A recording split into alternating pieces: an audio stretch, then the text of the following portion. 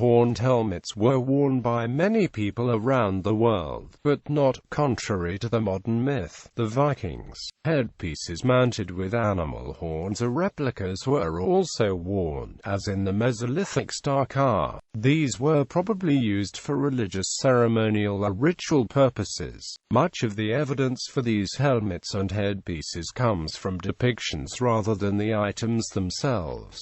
Prehistoric Europe. 2 bronze statuettes dated to the early 12th century BC, the so-called horned god and ingot god, depicting deities wearing horned helmets, found in Encomi, Cyprus. In Sardinia, dozens of warriors with horned helmets are depicted in bronze figures, and in the Monte Prama gigantic statues, similar to those of the Shardana warriors depicted by the Egyptians. A pair of bronze horned helmets from the later Bronze Age were found near Vexo, Denmark in 1942.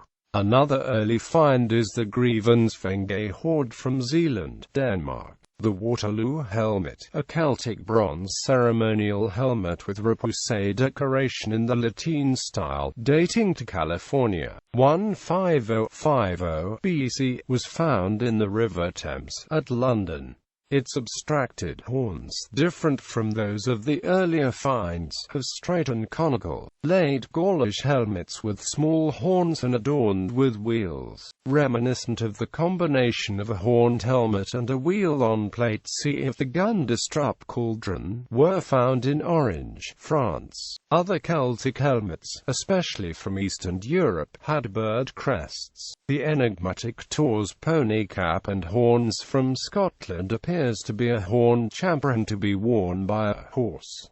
Migration period, depicted on the Arch of Constantine, dedicated in 315 AD, a Germanic soldiers, sometimes identified as Cornuti, shown wearing horned helmets. On the relief representing the Battle of Verona they are in the first lines, and they are depicted fighting with the bowmen in the relief of the Battle of the Milvian Bridge. A depiction on a migration period metal die from Åland, Sweden, shows a warrior with a helmet adorned with 2 snakes or dragons, arranged in a manner similar to horns.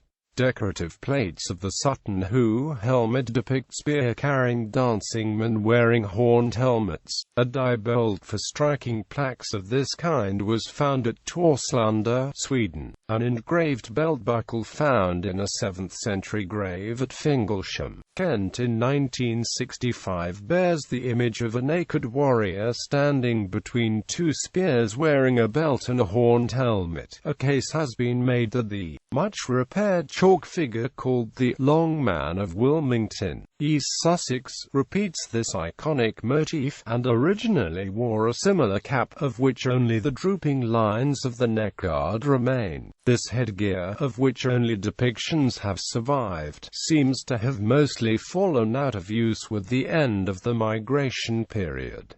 Middle Ages. During the High Middle Ages, fantastical headgear became popular among knights, in particular for tournaments. The achievements are representations of some coats of arms, for example that of Lazar Rebeljanovich, depict them, but they rarely appear as charges depicted within the arms themselves. It is sometimes argued that helmets with large protuberances would not have been worn in battle due to the impediment to the wearer. However, impractical adornments have been worn on battlefields throughout history.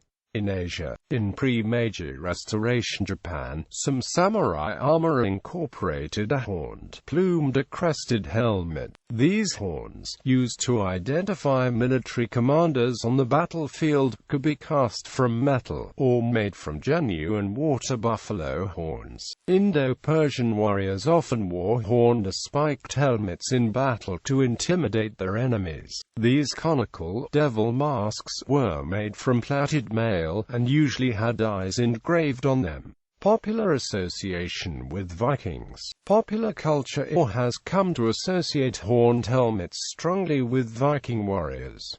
However, there is no evidence that the Vikings wore them. The depiction of Vikings in horned helmets was an invention of 19th-century Romanticism. In 1876, Carl Emil Doppler created horned helmets for the first Bayreuth Festival production of Wagner's Der Ring des Nibelungen and has been credited with inspiring this.